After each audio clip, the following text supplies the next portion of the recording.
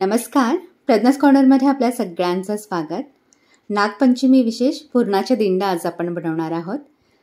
एकदम मऊ लुसलुशीत असे हे दिंड होतात. हे बघा इथे मी बनवून घेतलेले आहेत. एकदम छान लुसलुशीत असे झालेले आहेत. मस्त गरमागरम दिंडे तुपाबरोबर सर्व करायचे, छान लागतात. चला तर मग कृतीला सुरुवात करूया. चण्याची डाळ शिजवून घ्यायची आपल्याला. तर कुकर घेतलेला आहे मी इथे. त्याच्यामध्ये 1 कप चण्याची डाळ घालून घ्यायची आहे. पाणी घालायचं याच्यामध्ये आणि 2-3 पाण्याने चोळून स्वच्छ धुवून घ्यायची आहे. इथे डाळ मी 2 पाण्याने स्वच्छ धुवून घेतलेली आहे. आता याच्यामध्ये 1.5 ग्लास पाणी घालायचं आहे.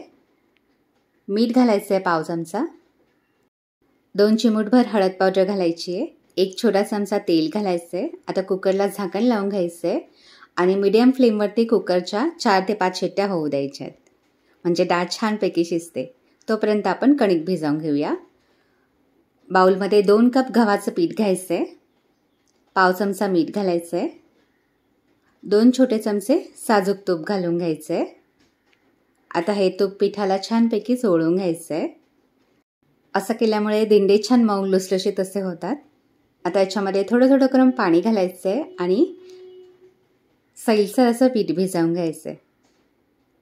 खूप जास्त पातळ नाही करायचं आहे पीठ. अगदी पोळी आपण बनवतो त्याप्रमाणे पीठ भिजवून घ्यायचं आहे. हे बघा इथे मी कणिक भिजवून घेतलेलं आहे. आता हे झाकून ठेवायचं आहे. जवळजवळ 15 ते 20 मिनिटं आपण हे असंच झाकून ठेवणार आहोत, म्हणजे पीठ छानपैकी भिजेल. आता कुकर पण थोडंसं थंड झालेलं आहे, वाफ रिलीज झालेली आहे. झाकण काढायचं आहे. हे बघा डाळ छानपैकी शिजलेली आहे. याच्यामध्ये अजिबात पाणी शिल्लक नाही आहे. जर पाणी शिल्लक असेल तर चाळणीमध्ये ही डाळ काढून घ्यायची आणि पाणी पूर्णपणे असं निथळवून घ्यायचं आहे त्याच्यामधून. आता याच्यामध्ये पाणीच नाही आहे तर हे मी असं घोटून घेते आहे. हे बघा चाळणीवरती घालत नाही आहे, अजिबात पाणी नाही आहे याच्यामध्ये. डाळ छानपैकी शिजलेली आहे. चमच्याने अशी हलकीशी घोटून घ्यायची आहे. आता याच्यामध्ये गूळ घालून घ्यायचं आहे. मी इथे गूळ पावडर घालते. 1 कप गूळ पावडर घातलेली आहे. गूळ पावडरच्या ऐवजी गूळ कापून घालायचं आहे आणि घालून घ्यायचं आहे. व्यवस्थित मिक्स करून घ्यायचं आहे.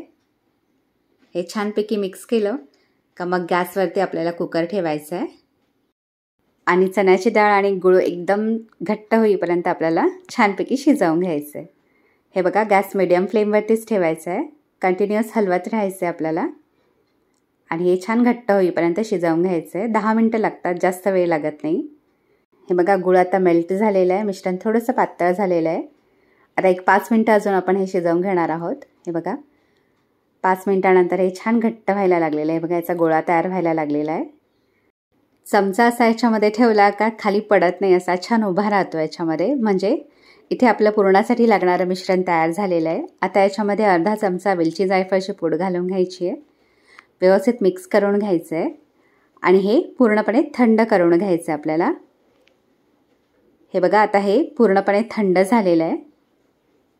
आपल्याला हवं असेल तर मिक्सरवरती हे बारीक करून घेऊ शकता किंवा पुरणाच्या चाळणीवरती करू शकता. मी इथे गाळण घेतलेली आहे. बघा एक मोठीशीच अशी गाळण आहे. त्याच्यामध्ये हे 2-3 चमचे काढून घेते. खाली एक बाउल ठेवायचा आहे आणि चमच्याने असं थोडंसं प्रेस करून घ्यायचं आहे. बघा अगदी झटपट पुरण तयार होतं ह्या पद्धतीमुळे सुद्धा आणि एकदम मऊसूत असं होतं. हे बघा जास्त वेळ लागत नाही, पटकन पुरण तयार होतं. इथे मी सगळं पुरण याच प्रकारे करून घेते. हे बघा मी इथे पुरण वाटून घेतलेलं आहे. अगदी 5 मिनटामध्ये हे पुरण तयार झालेलं आहे. एकदम पेड्यासारखं मऊसूत असं झालेलं आहे. आता दिंडे तयार करायला घेऊयात. हे बघा इथे कणिक पण छानपैकी भिजलेली आहे. आता हाताला थोडंसं तूप लावून घ्यायचं आहे आणि पीठ पुन्हा एकदा छान मळून घ्यायचं आहे. हे बघा एकदम छान असं एकजीव करून घ्यायचं आहे, म्हणजे दिंडे छान लुसलुशीत असे होतात. आता ज्या साईजचे दिंडे तयार करायचे आहेत त्यानुसार पिठाचा गोळा घ्यायचा आहे. हे बघा मीडियम साईजचा पिठाचा गोळा घेतलेला आहे. आता याची पोळी लाटून घ्यायची आपल्याला. तर आपण तुपावरती लाटून घेऊ शकता किंवा मी इथे सुकपीठ घातलेलं आहे गव्हाचं, ते लावून पोळी लाटून घेणार आहे. एकदम पातळ अशी पोळी लाटून घ्यायची आहे. हे बघा जितकं पातळ लाटता येईल तेवढं लाटून घ्यायचं आहे. हे बघा इथे मी पातळ अशी पोळी लाटून घेतलेली आहे. आता याच्यावरती पुरण घालून घ्यायचं आहे.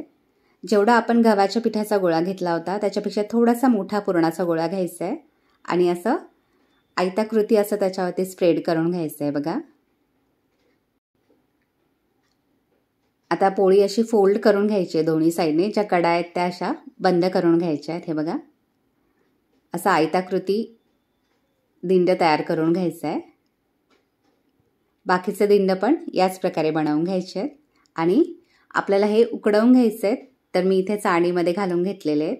आता स्टीमरमध्ये ठेवायचे आहेत आणि 10 ते 12 मिनटं मीडियम फ्लेमवरती हे स्टीम करून घ्यायचे आहेत. हे बघा, 10-12 मिनटानंतर हे छानपैकी शिजलेले आहेत, हलकेसे फुललेले आहेत. थोडे थंड होऊ द्यायचे आहेत आणि मग काढून घ्यायचे आहेत. एक आपल्याला तोडून दाखवते. एकदम छान लुसलुशीत असे झालेले आहेत दिंड. ह्याच्यावरती साजूक तूप घालायचं आणि गरमागरम हे दिंड सर्व करायचे आहेत. एकदम छान लागतात. तर ह्या नागपंचमीला नक्की ह्या पद्धतीने दिंड बनवून पहा आणि कमेंट बॉक्समध्ये मला आपली रिप्लाय नक्की कळवा. आणि माझा व्हिडिओ आपल्याला आवडला तर चॅनलला लाईक, शेअर आणि सबस्क्राईब करा.